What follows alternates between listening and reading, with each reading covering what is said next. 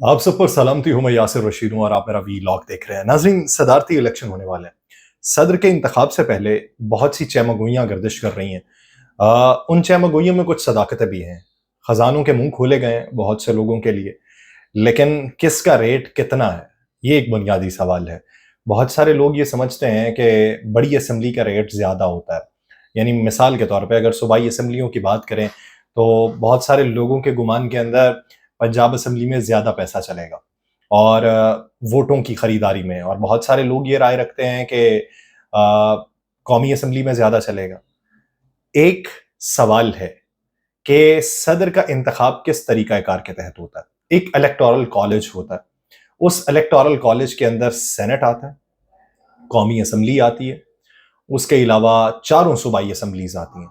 फिर ये electoral college मुकम्मल होता है। जिस तरीके से महमूद खान अचकजई साहब ने एक दरख्वास्त जमा करवाई है कि सदारती इलेक्शन जो है ये अभी रोके जाएं क्योंकि इलेक्टोरल कॉलेज मुकम्मल नहीं है। इलेक्टोरल कॉलेज मुकम्मल ना होने का नुकसान क्या सिर्फ महमूद खान अचकजई साहब को है या फिर आसिफ अली जरदारी साहब को भी होगा? एक बुनियादी सवाल। नुकसान दोनों को है।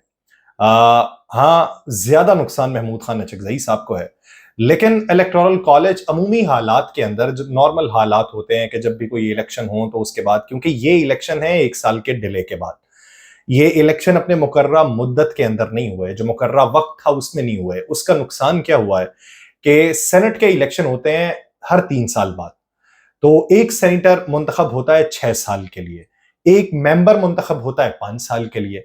अब 3 साल के बाद जब इलेक्शन होना है तो अमूमी हालात के अंदर तो यूं होता है कि जब कौमी असम्बली के इलेक्शन हो जाएं तो उसके 1 साल बाद होना होते हैं सेनेट के इलेक्शन। लेकिन अब की बार क्या हुआ है कि 1 साल डिले से कौमी असम्बली के इलेक्शन हुए हैं तो उसके फौरन बाद ही सेनेट के इलेक्शन होना है। तो अमूमी हालात के अंदर जब 1 साल बाद होते थे तो कॉलेज मुकम्मल होता था। अब 30 से जायद सेनेटर्स जो हैं वो रिटायर हो रहे हैं। अब नए सेनेटर्स जो आने हैं उनके आने से पहले ही ये इलेक्शन हो रहे हैं। दूसरी बात कि इसका तरीकाकार क्या होता है। इसका तरीकाकार ये होता है कि एक सेनेटर का जो वोट होता है वो एक वोट कंसीडर होता है, कौमी असम्बली के मेंबर का वोट एक वोट कंसीडर होता है। लेकिन अगर सूबाई असम्बलीज की बात कर ली जाए तो सिवाय एक सूबाई असम्बली के, बलूचिस्तान की सूबाई असम्बली, उसके अलावा दीगर तमाम असम्बलियों के एक फर्द का वोट एक वोट काउंट नहीं होगा। सिर्फ बलूचिस्तान असम्बली कौमी और ऐवान बाला के बाद वो वाहिद असम्बली है कि जिसका एक वोट तसव्वुर होता है। उसके अरकान की तादाद है 65, और ये सबसे कम असम्बली जो होती है वहां का वोट एक वोट कास्ट होता है। अब 65 अराकीन हैं तो 65 वोट ही बलूचिस्तान असम्बली के हैं। लेकिन अगर बात कर ली जाए खैबर पख्तूनख्वा की, पंजाब की और सिंध की, तो वहां पर एक मेंबर का वोट जो है वो एक वोट कंसीडर नहीं होगा, बल्कि कुछ मेंबर मिलेंगे, उनके वोट जो होंगे वो एक वोट के मुतरादिफ होगा। जहां पे बलूचिस्तान असम्बली के 65 वोट हैं तो 65 ही वोट पंजाब असम्बली के हैं, 65 ही वोट खैबर पख्तूनख्वा असम्बली के हैं, 65 ही वोट सिंध असम्बली के हैं। चारों असम्बलियों के 65 वोट होंगे तो ये तकरीबन कोई 260 वोट बनते हैं जो चारों असम्बलियों के होंगे। अमूमी हालात में जब इलेक्टोरल कॉलेज मुकम्मल हो तो 260 ये वोट और 340 के करीब वोट कौमी असम्बली के और 100 के करीब वोट सेनेट के, ये मजमूई तौर के ऊपर अगर इसे काउंट किया जाए तो ये तकरीबन 700 के करीब वोट बनते हैं। लेकिन अब क्या हुआ है कि एक तो मखसूस नशिस्तें वो कि जिसके ऊपर कौमी असम्बली को रोक दिया गया कि आप इनसे हलफ नहीं ले सकते। दूसरी मखसूस नशिस्तें वो जो मुख्तलिफ सूबाई असम्बलीज के अंदर थी, मजमूई तौर के ऊपर 77 नशस्तें हैं कौमी और सूबाई असम्बली की जिससे सुन्नी इत्तेहाद महरूम हुई है। तो उनको इस ज़मन के अंदर सेटबैक तो बहुत बड़ा है, कौमी असम्बली के अंदर भी सेटबैक है और दीगर असम्बलीज के अंदर भी सेटबैक है। लेकिन इसके साथ साथ ज्यादा सेटबैक जो है वो आसिफ अली जरदारी साहब के लिए भी है, क्योंकि हुकूमती इत्तेहाद जो है, हुकूमती इत्तेहाद की अक्सरियत सेनेटर्स जो हैं वो अब रिटायर हो रहे हैं। जो अब की मुद्दत में है उसमें पाकिस्तान तहरीक इंसाफ के सेनेटर्स की तादाद ज्यादा नहीं है, उसमें सुन्नी इत्तेहाद काउंसिल کہ حمایت یافتہ سینیٹرز کی تعداد زیادہ نہیں ہے جو ریٹائر ہو رہے ہیں. ان میں پاکستان مسلم لیگ نون، پاکستان پیپلز پارٹی، جماعت اسلامی، اس کے علاوہ MKM اور بھی دیگر جماعتوں کے سینیٹرز ہیں جو اس وقت ریٹائر ہو رہے ہیں. لیکن اب اس میں اندازہ لگائیے کہ یہ مجموعی طور پہ 20 ووٹ ایسے ہیں جو ایک بہت بڑا دھچکا ہے آصف علی زرداری صاحب کے لیے، جو ان کے کم ہو جائیں گے 20 ووٹ.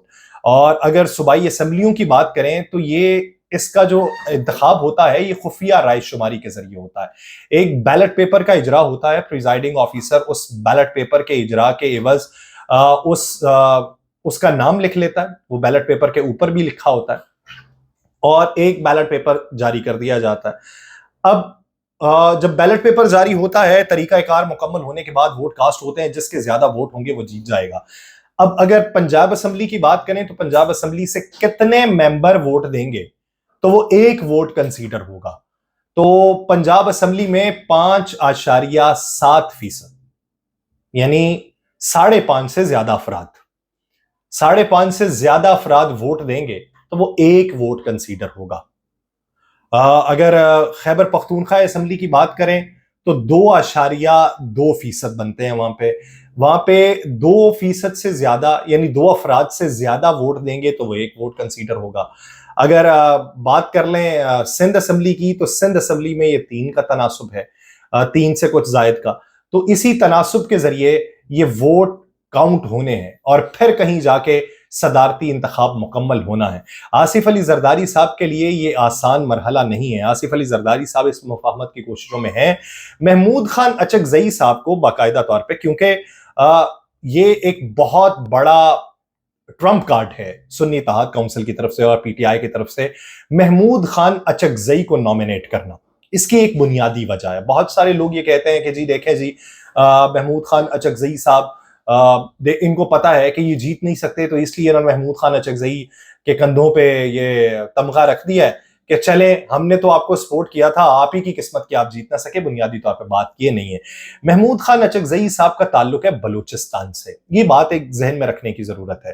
پشتونخوا ملی عوامی پارٹی کے وہ سربراہ ہیں، ان کے اچھے خاصے روٹس ہیں بلوچستان کے اندر، اور چاہے ان کی پارٹی جو ہے وہ نشستیں نہ نکال پائی ہو، چاہے ان کی پارٹی اکثریت وہاں پہ نہ رکھ پائی ہو، لیکن ان کے روٹس بہت زیادہ مضبوط ہیں.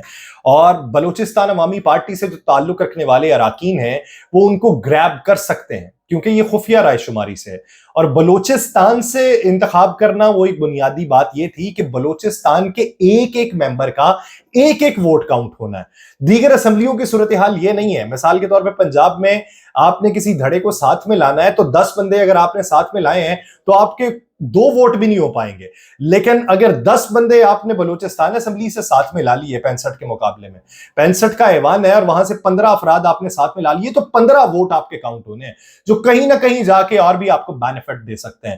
تو زرداری صاحب جو یہ سمجھتے ہیں کہ بلوچستان کی حکومت انہی کے ہاتھ کی ہے، تو یہاں پہ محمود خان اچکزئی صاحب جو ہیں، ایک طرف تو وہ درخواست دے چکے ہیں الیکٹورل کالج نامکمل ہونے پہ اس کو روکنے کی، لیکن ساتھ ہی ساتھ ان کا پیپر ورک اور گراؤنڈ کے اوپر روابط تیزی کے ساتھ جاری ہیں. لیکن دوسری طرف پیسے کی بھرمار ہے. اب دیکھیے کہ رابطے کام آتے ہیں، یہ پیسہ کام آتا ہے. مجھے دیجیے اجازت. اللہ نگہبان.